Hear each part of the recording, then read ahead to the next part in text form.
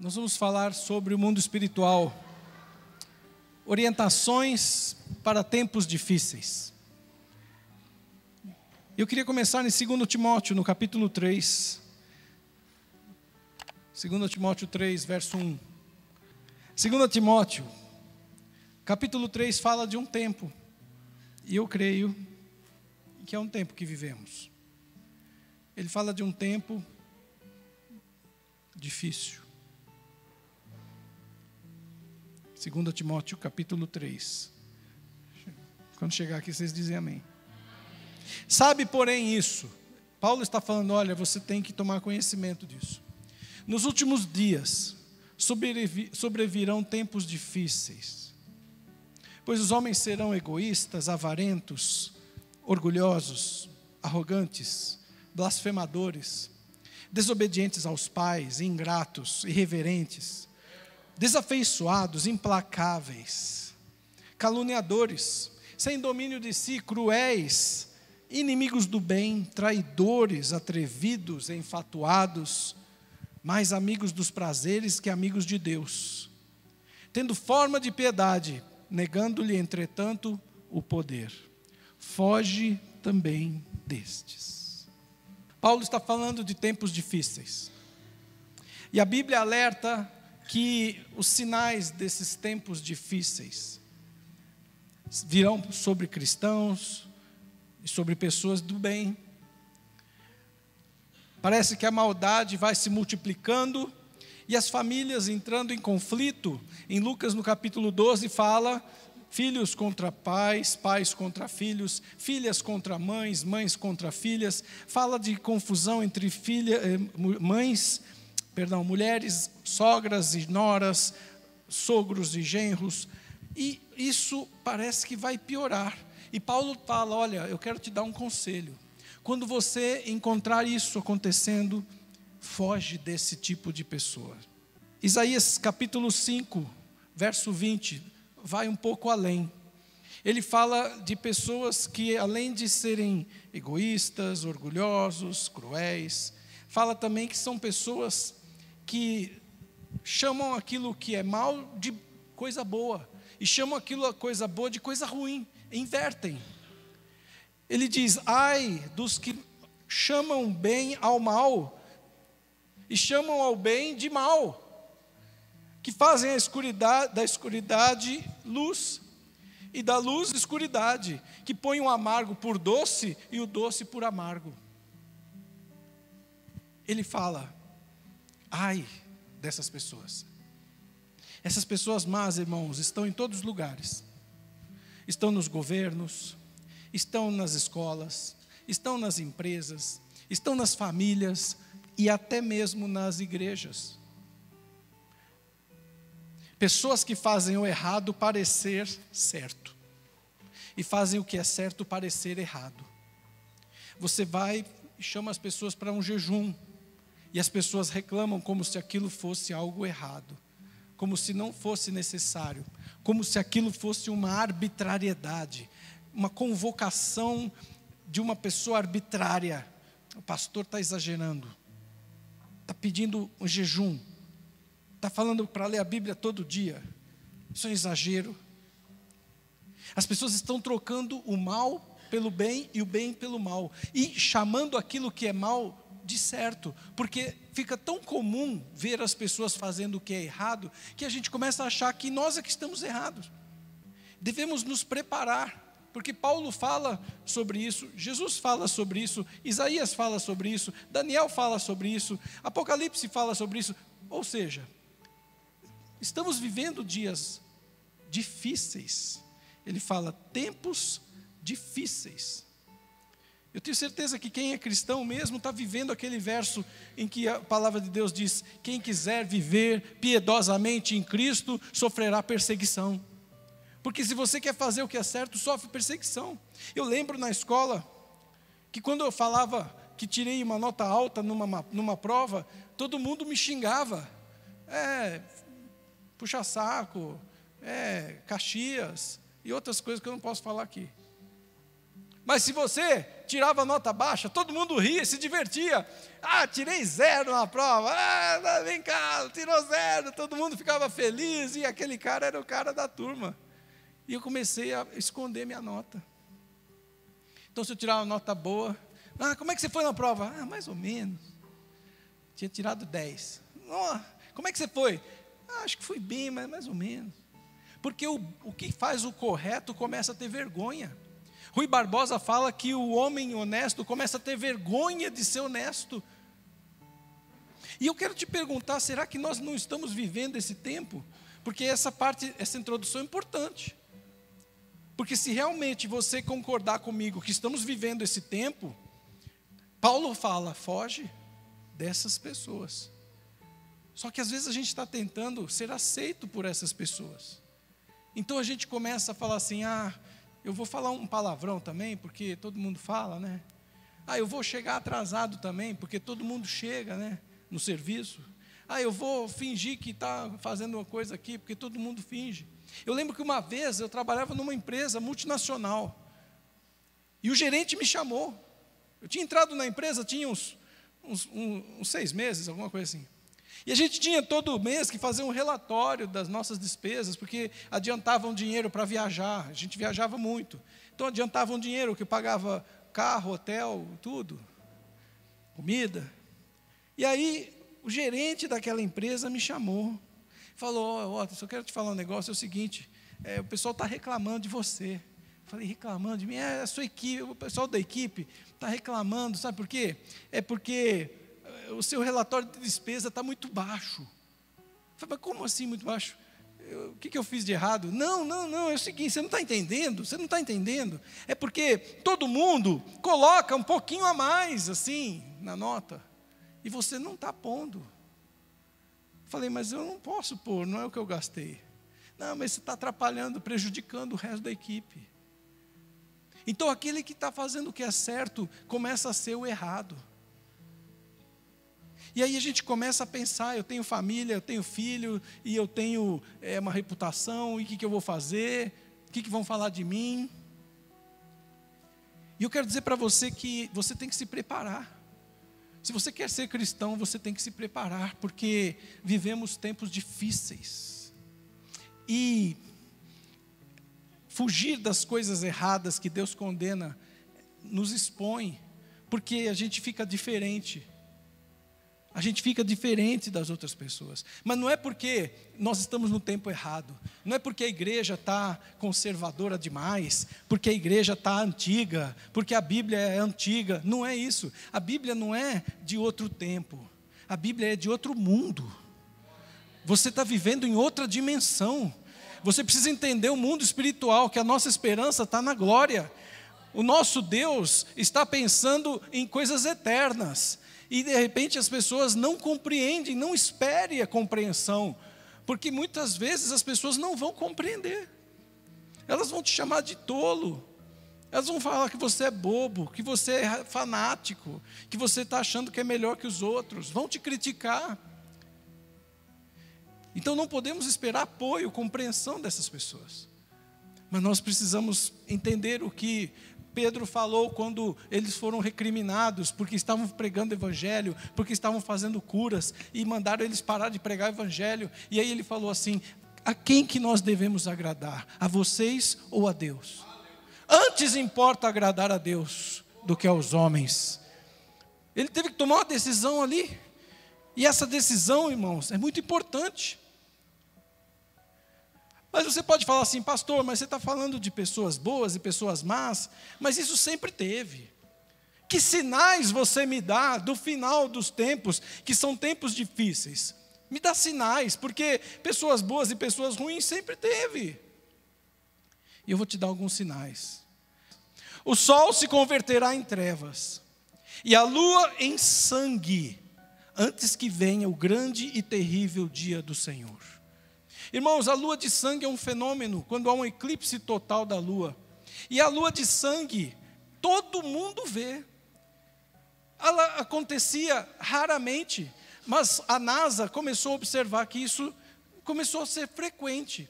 E então a NASA publicou uma tabela, que você encontra na internet, do ano 2010 até o ano 2030, ela está prevendo que a lua de sangue vai aparecer 45 vezes no céu. Eu pergunto, será que alguém vai deixar de ver esse sinal? A televisão mostra, todos os jornais mostram, 45 vezes, é mais de 2 vezes por ano. Porque Deus está querendo que você veja os sinais. Deus está querendo que você veja que realmente as coisas que Ele fala estão acontecendo. Ainda em Lucas capítulo 21, fala de outros sinais. Lucas 21, verso 11. Ele fala de outros sinais que também todo mundo vai ver. Ele diz assim: haverá em vários lugares grandes terremotos e fomes e pestilências. Haverá também coisas espantosas e grandes sinais no céu. Se você vir como que foi essa última guerra entre Israel e Irã, quando você olhava o céu de noite, é espantoso. Uma chuva de mísseis, e ao outro lado, outros mísseis explodindo no ar. São sinais nos céus, irmãos. E ele diz, nas pesquisas que eu fiz, em 5 sites diferentes, que no ano passado, houveram mais de 100 mil terremotos no mundo. 100 mil. E esse número aumentou mais que 5 vezes das últimas 2 décadas para cá. E ninguém sabe, os cientistas não sabem explicar. Não há uma explicação científica. Por que aumentou tanto o número de terremotos? Até o Brasil, que não tinha, começou a ter tremores de terra. Fala também de pestes globais, como a Covid que nós vivemos, a peste agora do frango, e muitas outras, teve do porco, teve vaca louca, e tantas outras. Não há explicação. Tentam encontrar uma explicação, mas não há. Por que de repente aparece uma gripe no frango, um negócio novo que ninguém conhece, uma doença lá do porco? Também fala de fome. Irmãos, eu entrei em alguns sites para pesquisar sobre isso. Nós temos hoje no mundo mais de 733 milhões de pessoas passando fome. Não é insegurança alimentar. Insegurança alimentar, o número é de 2 bi. Nós estamos falando aqui de 733 milhões de pessoas que passam fome. E eu te pergunto, se o mundo, as pessoas estão tão modernas, tão avançadas, tão evoluídas, por que não há um esforço mundial para acabar com isso? Como se nada tivesse acontecendo. Em Mateus 24, no verso 7, ele fala de um outro sinal além desses. Mateus 24, verso 7, fala das guerras.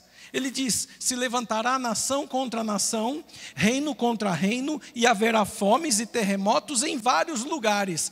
Veja só, eu fiz um levantamento, foi publicado em 31 de dezembro do ano passado, um levantamento da Universidade de Uppsala, da Suécia, que tem um observatório de guerras e conflitos armados no mundo.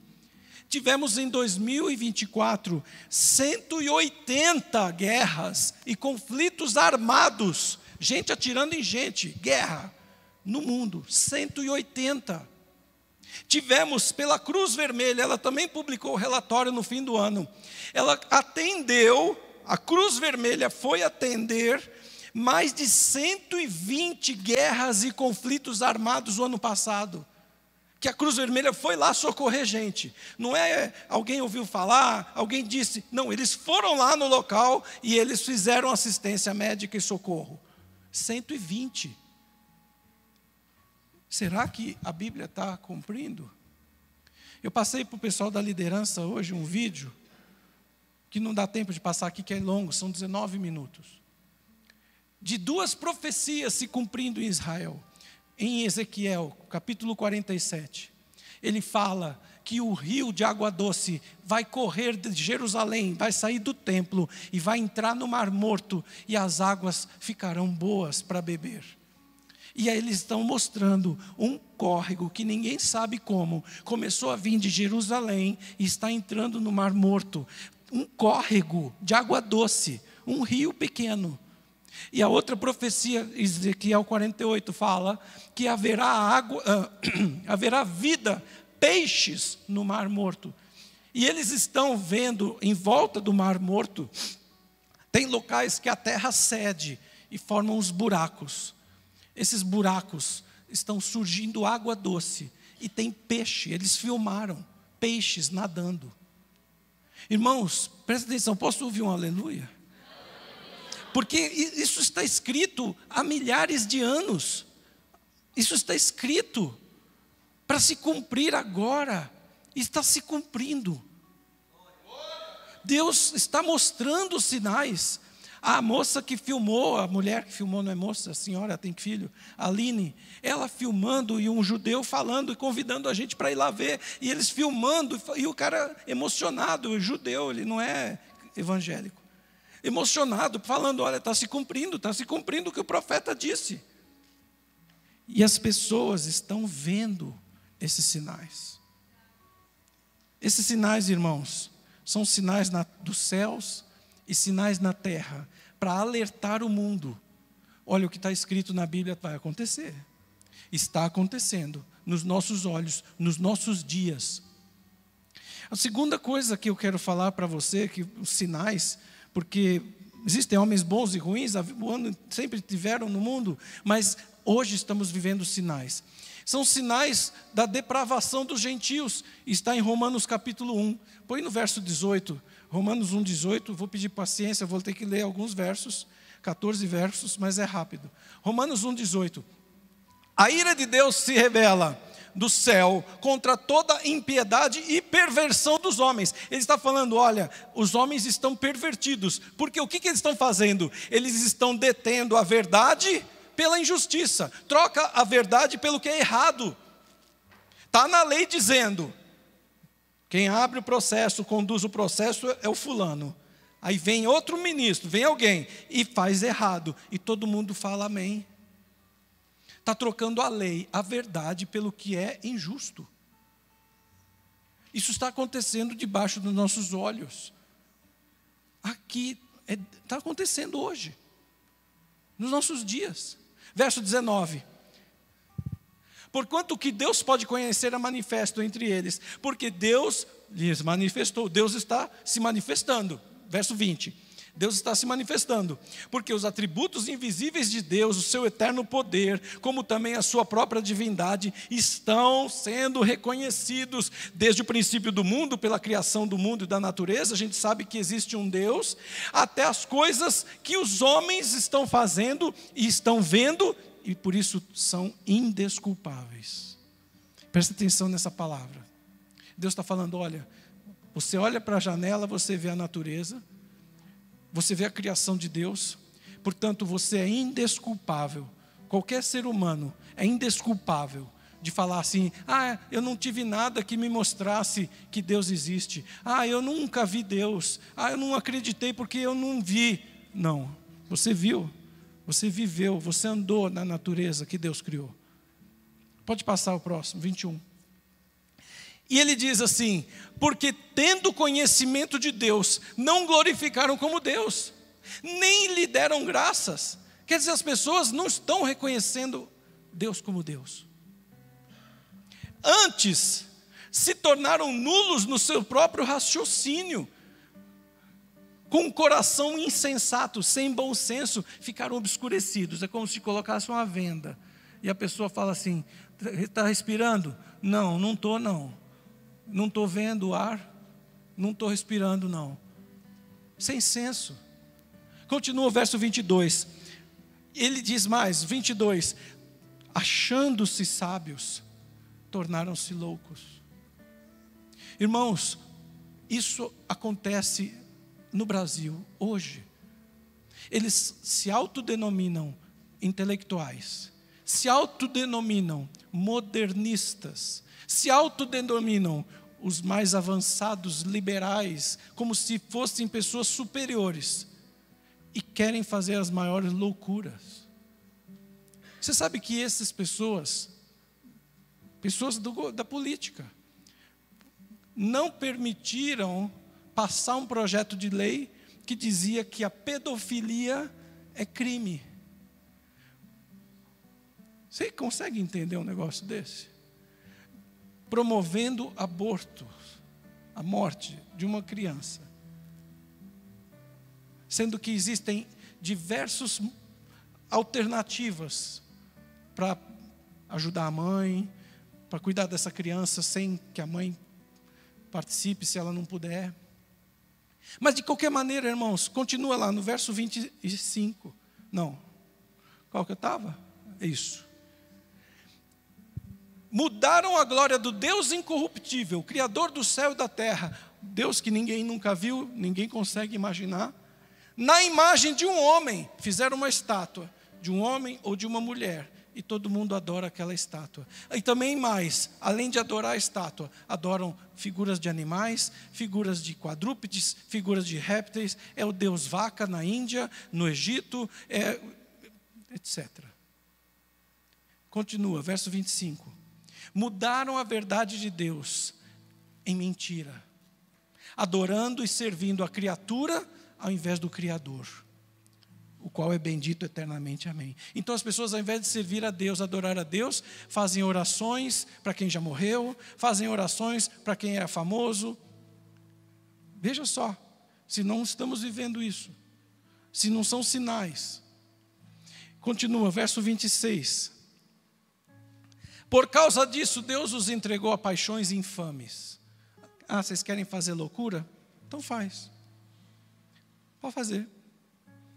Faz.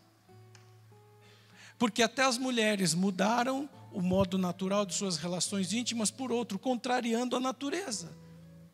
Verso 27. Semelhantemente, os homens também, deixando o contato natural da mulher, se inflamaram mutuamente paixões em sua sensualidade, cometendo torpeza, homem com homem, mulher com mulher, e recebendo em si mesmos a merecida punição do seu erro. Irmãos, que sinais mais você precisa? Verso 28. E por haverem desprezado o conhecimento de Deus, o próprio Deus os entregou uma disposição mental reprovável. Segue. Pratica o que você quiser, coisas mais inconvenientes. E já tem um projeto de lei para voltar como era no Senado romano, que um senador podia ter um jovem para fazer sexo com ele, mesmo que fosse menor de idade, desde que fosse consensual. A criança quer, então pode. Irmãos, eu não estou falando para você teoria, não estou falando profecia, eu estou falando que coisas que estão acontecendo aqui. Não estou nem falando de outros países, não. Verso 29. Cheios de toda injustiça, malícia, avareza e maldade, possuídos de inveja, homicídio, contenda, dolo e malignidade, difamadores. Pode passar. Caluniadores, aborrecidos de Deus. Não pode falar de Deus que a pessoa se aborrece. Não pode falar de igreja que a pessoa se aborrece. Não pode falar de nada que é de Deus, de coisa do que é correto, do que é da Bíblia. A pessoa aborrece. Insolentes, soberbos, presunçosos, inventores de males, desobedientes aos pais. Pode passar. Insensatos, pérfidos, sem afeição natural e sem misericórdia. Esse ponto foi muito difícil para eu ler essa parte. Porque hoje nós vemos isso, sem misericórdia. A minha filha é youtuber. Ela tem um canal, mais de 4 milhões de seguidores, ela vive disso. Se ela falar qualquer coisa que não seja politicamente correto, ou que não seja dentro do que alguém acha que tem que ser, existe um tal de haters. São pessoas, haters em inglês, são as pessoas que odeiam. As pessoas cheias de ódio, que começam a lançar todo tipo de agressão, as coisas mais terríveis, para destruir, porque com isso eles chamam a atenção e quem não era famoso fica famoso. Gente, a mídia faz isso. Uma pessoa é processada Depois de um tempo ela prova que não tinha nada de errado, mas a sua reputação já era. Já pôs em todos os jornais, todas as televisões, e a pessoa já foi destruída na sua reputação. Continua o último. Ora, conhecendo eles a sentença de Deus, de que são passíveis de morte os que tais coisas praticam, não somente as fazem, mas também aprovam quem assim procede. E lá em 1 João fala que nós temos que condenar, reprovar as obras das trevas. E hoje nós vemos um grande movimento da igreja querendo aceitar que o mundo entre na igreja com seus costumes. Porque todo mundo faz, então pode fazer. Porque todo mundo faz, então é normal. Porque todo mundo faz, então Deus aceita. Porque eu estou fazendo com amor, então pode. Eu sou veterinário, né? E uma vez, eu não posso dar nomes nem detalhes. Eu estava fazendo um trabalho, rodando o Brasil, dando palestras. E tinha pessoas comigo. E tinha uma pessoa muito famosa no meio Brasil e fora do Brasil, um palestrante muito famoso, que era muito meu amigo. A gente trabalhava junto em alguns projetos. E nós estávamos dando palestra no Brasil todo. Foram 21 palestras em vários estados, Brasil todo. E no meio da viagem, um dia ele falou comigo, olha, me pediu ajuda, pediu oração, sabia que eu era cristão. Porque a esposa estava com uma doença e ninguém conseguia descobrir a doença. Aí, por fim, depois de muitos e muitos, foram tipo 2 anos de sofrimento, quase morreu, volta, quase morreu, volta. Descobriram uma bactéria no trato genital dela. E ele não podia ajudar. Porque na hora que ele falou a bactéria, eu já sabia, porque eu sou veterinário de cavalo. E essa bactéria só tem em cavalo. Como é que essa bactéria do genital da égua foi parar no genital da esposa dele? Irmãos, o mundo jaz no maligno. E a palavra de Deus fala, aquele que ama o mundo e as coisas que tem no mundo, está longe do amor de Deus. Não ameis o mundo, nem as coisas que no mundo há. Estou te dando sinais, fatos. Quase não falei de Bíblia, mas pesquisas, fatos, que qualquer um aqui pode comprovar. Por que eu estou falando isso? Porque você tem que crer nos profetas. Lá em Marcos, no capítulo 16, quando fala da parábola de rico e Lázaro. O rico morreu e falou para Abraão, manda um anjo ou alguém do céu falar com meus irmãos, para eles se arrependerem, senão eles vão vir para o inferno que nem eu. E o que ele disse? O Senhor disse a ele, os que estão aí não podem passar para cá. E os que estão de cá, quando passar para aí, só quando morrer. Então eles têm que ouvir os profetas. Que eles ouçam os profetas e as escrituras. Irmãos, as escrituras estão falando que nós vivemos tempos difíceis.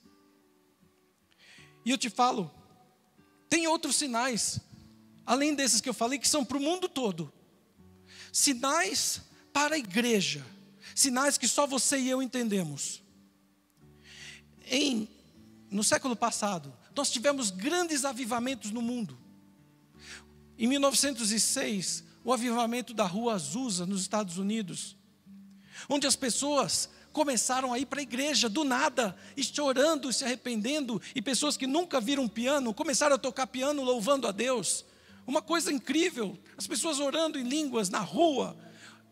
Há relatos, em 1905, no mesmo ano quase, no país de Gales também teve um grande avivamento. Há relatos de homens que entravam no bar, pediam a bebida, pegavam a bebida, soltavam e iam embora correndo para a igreja.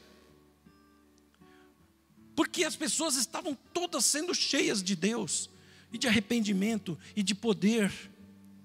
Em 1937, de 27 a 37, grandes ondas de avivamento na China.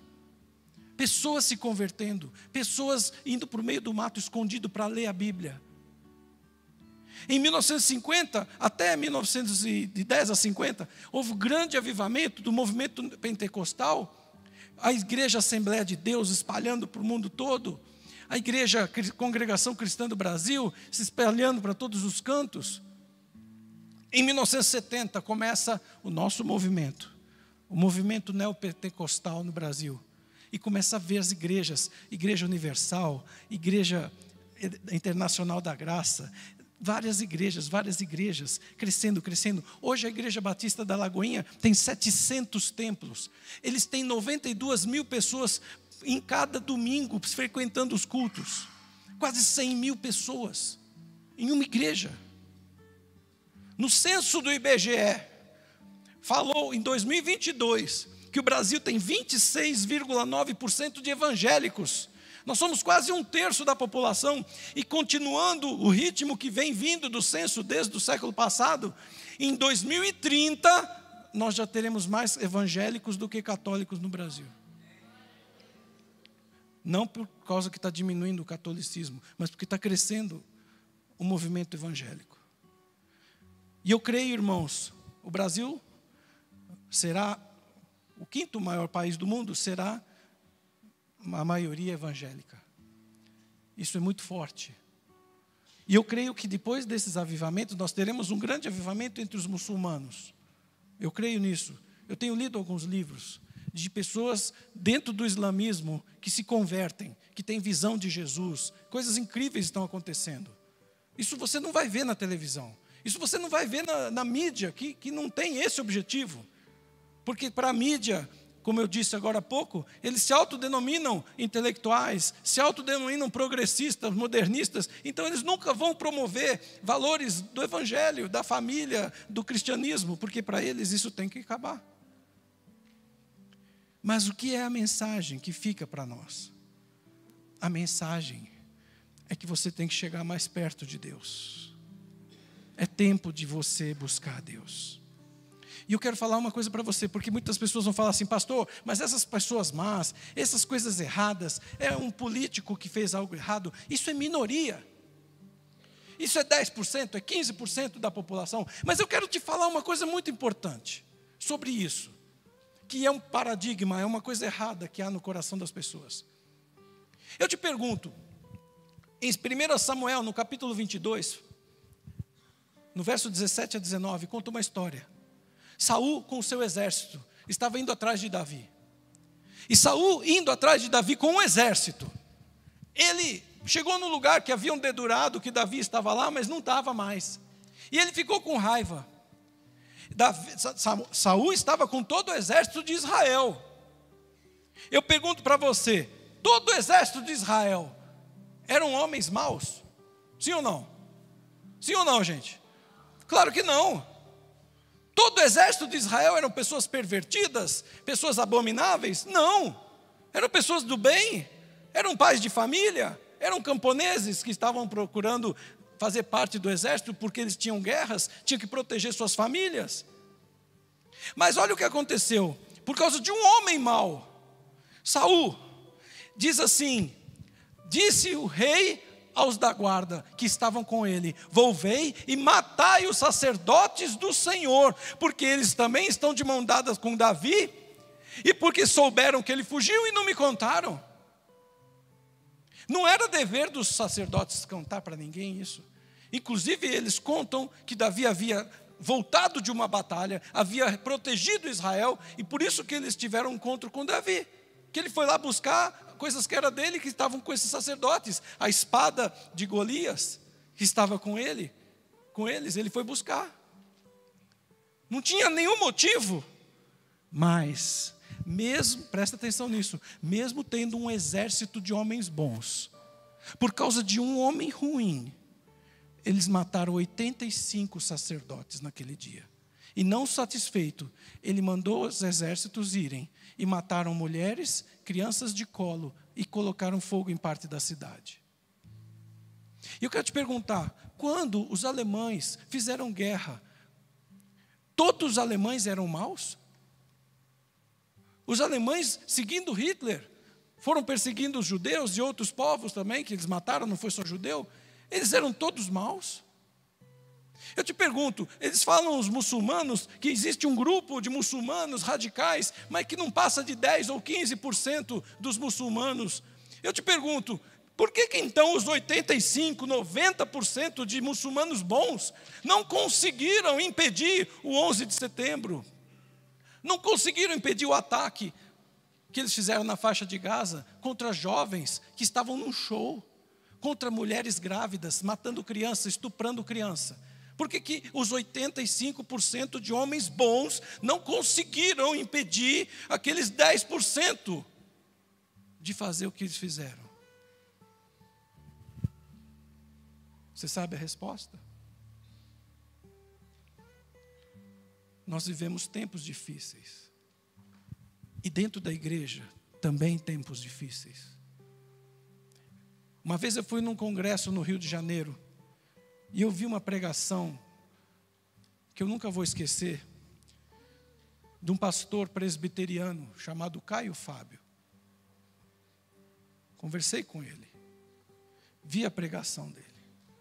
Ele começou a chamar o Espírito Santo, e o Espírito Santo desceu sobre aquela congregação. Era um evento da Adonep, 15 mil pessoas, cheias do Espírito Santo. Eu estava lá, eu vi. Pouco tempo depois, esse homem começou a se desviar da sã doutrina.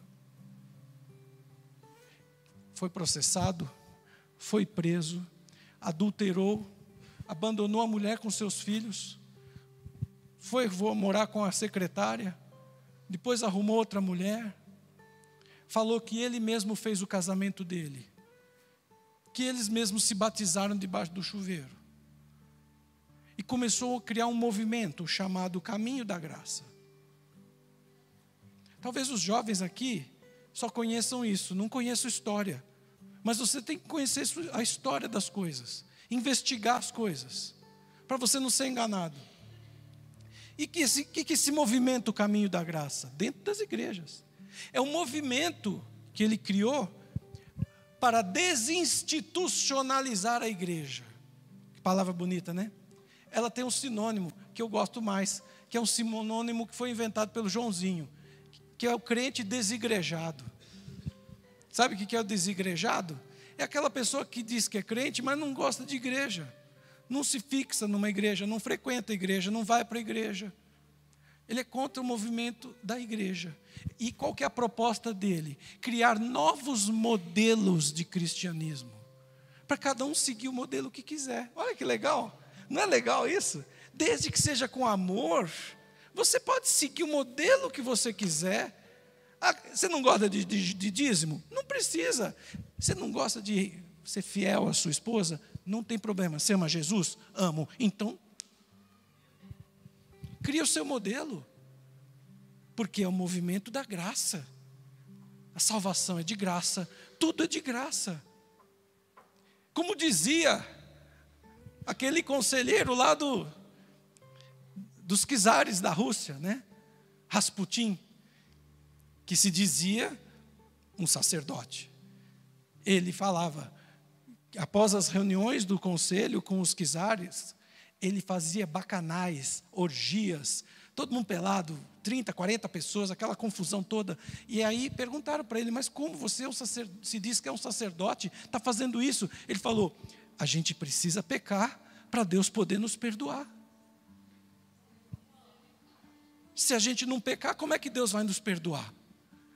Você está entendendo o que nós lemos em Romanos, que fala de pessoas sem bom senso, louco? E eu te pergunto, onde você está nesse movimento?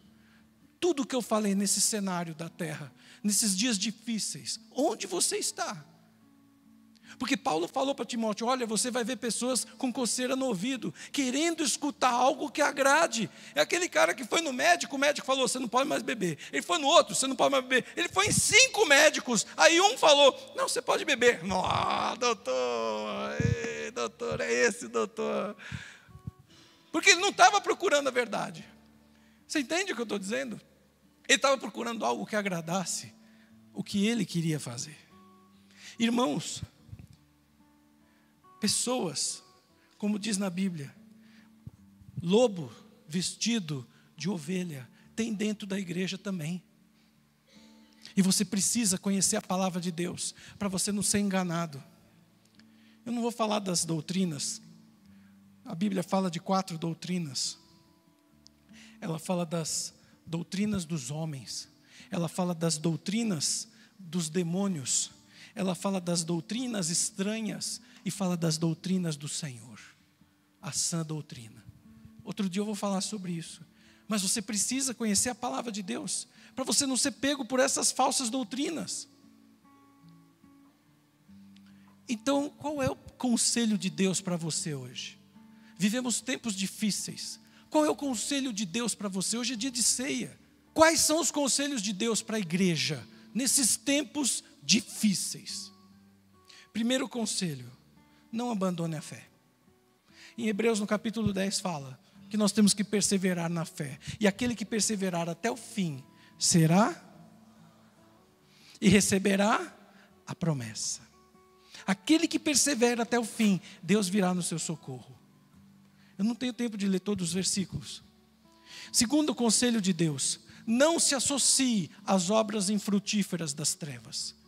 A palavra de Deus fala, não é apenas não fazer, é também condenar. Porque muitas vezes nós temos visto pessoas da igreja que confundem amor com aceitação. Uma vez fizeram uma pergunta, Maria Gabriela entrevistando um pastor.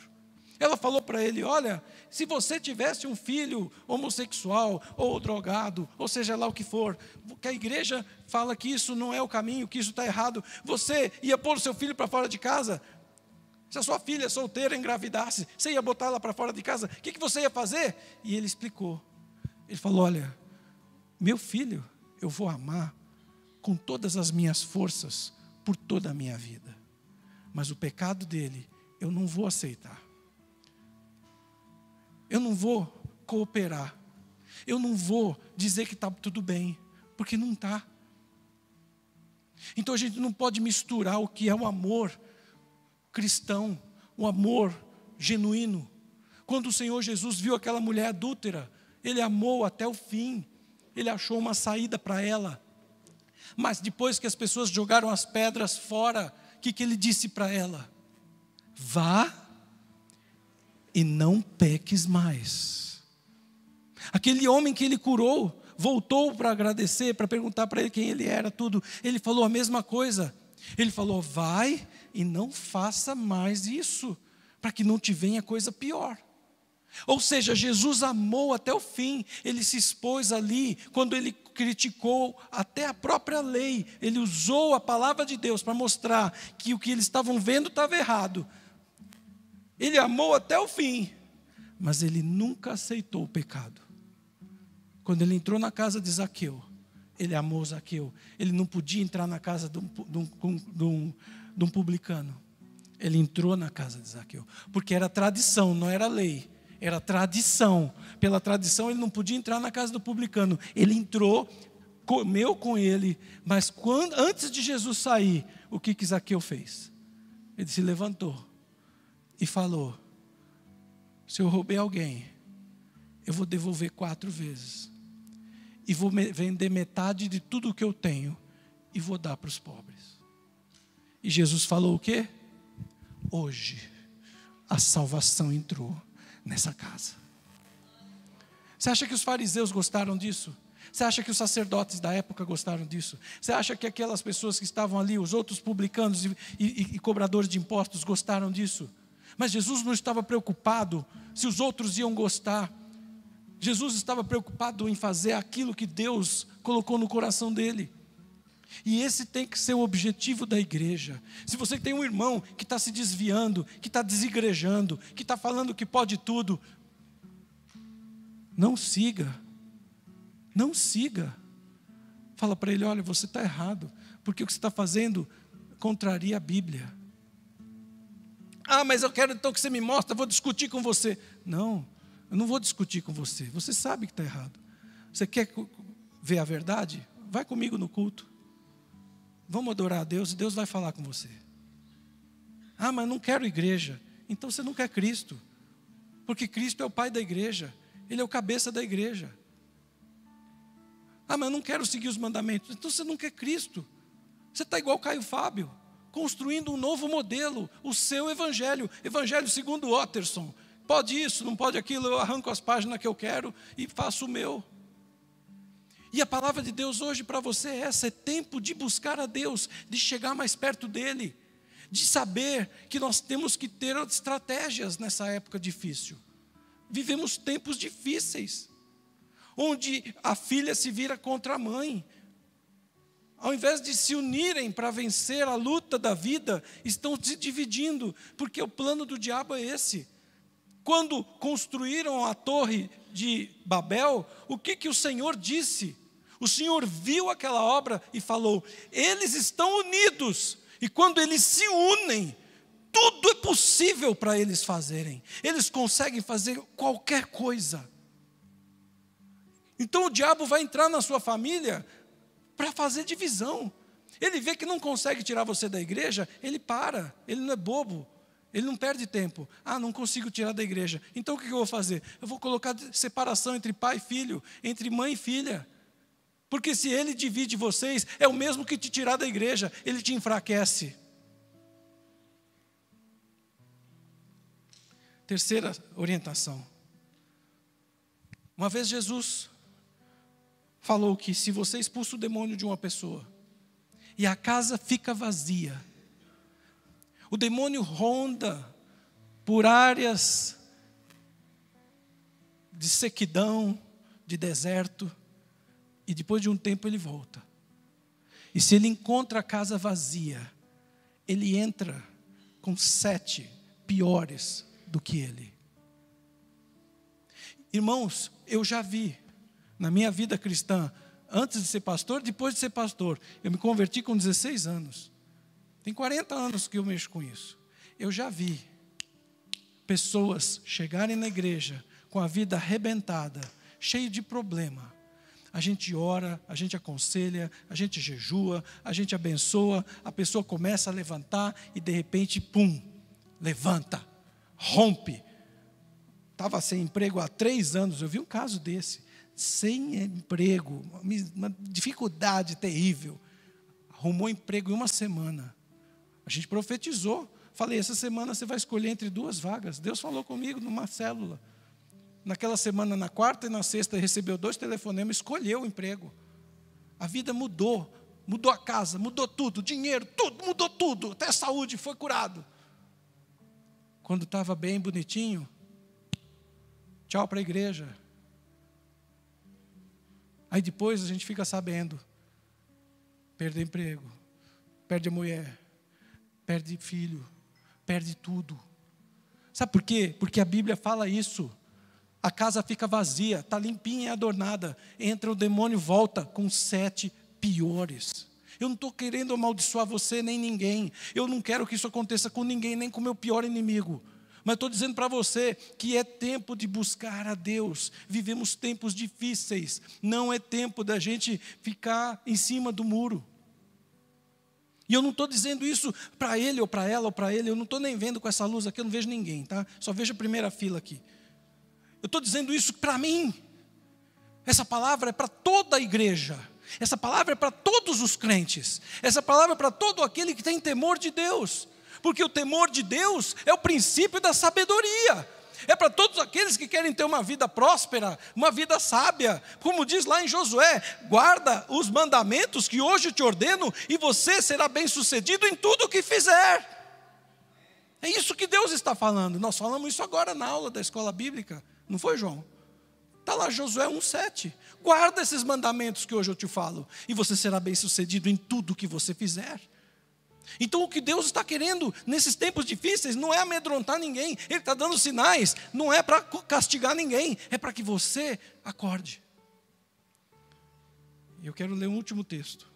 Romanos 13, 11 a 14.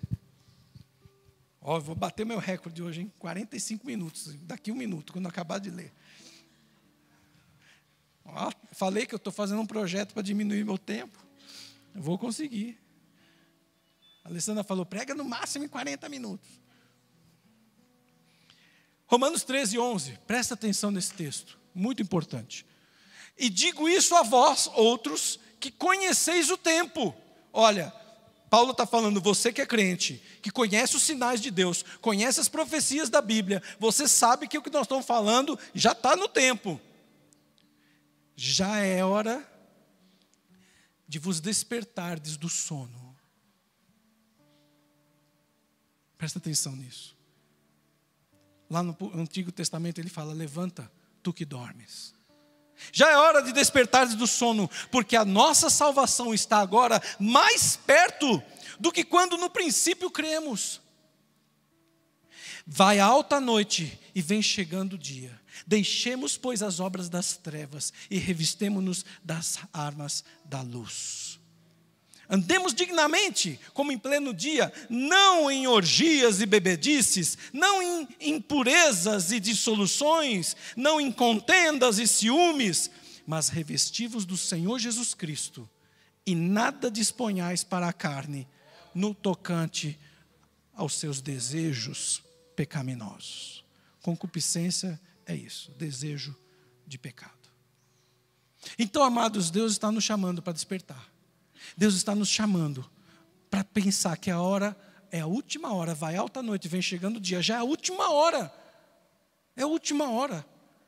Não dá tempo mais para brincar, irmãos.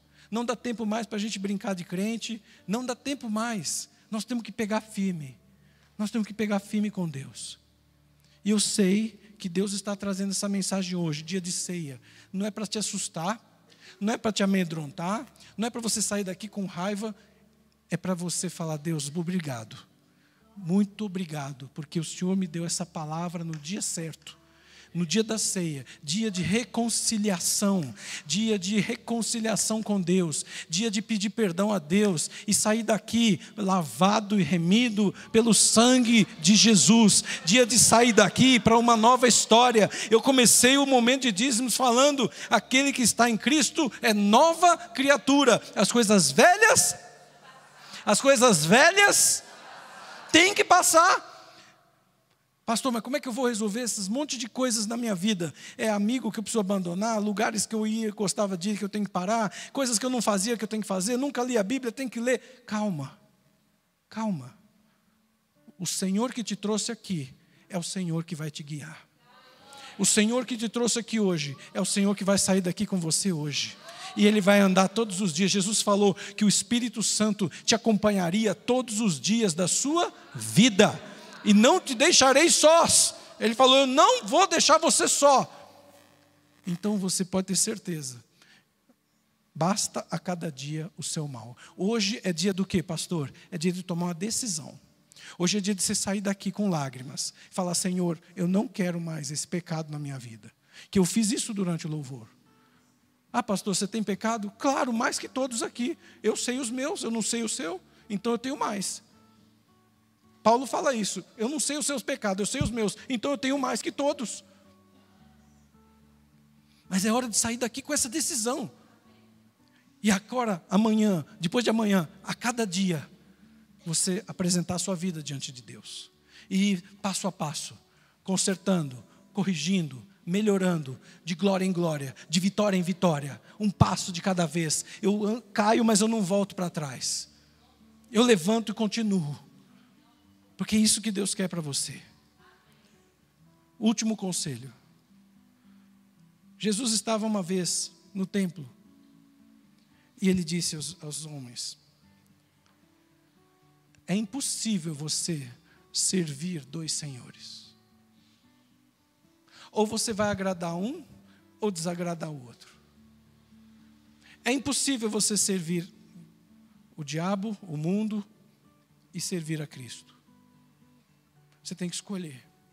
E uma vez, diz uma história que tinha um homem que estava em cima do muro. E do lado Jesus, os anjos, a igreja chamando, vem para cá, desce do muro, vem aqui para a igreja, vem para a igreja, vem para a igreja. E do outro lado do muro estava o diabo com seus demônios quietinho. E aquele cara ficou intrigado. Ele falou para o diabo, vem cá, ó diabo, Jesus está ali me chamando, os anjos, os crentes, todo mundo me chamando, o pastor está lá, está até a Lucimara lá, o pessoal do louvor está também me chamando. E você aí, Satanás, não está falando nada.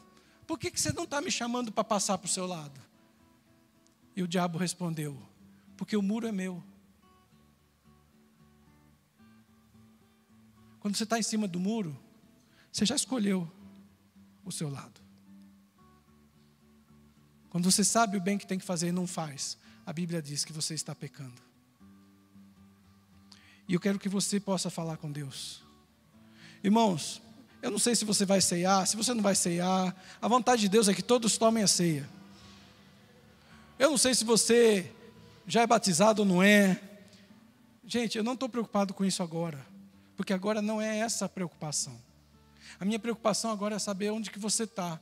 Se você está em cima do muro, ou se você está do lado do diabo ou do lado de Deus. Na verdade, o muro já é do... Porque, irmãos, em algum momento nós temos que tomar uma decisão. E a palavra que nós lemos, vai alta a noite, vem chegando o dia, deixemos as obras das trevas, revistamos-nos das armas da luz. E lá em Hebreus fala, hoje, se ouvires a voz do Senhor teu Deus, não endureça o seu coração.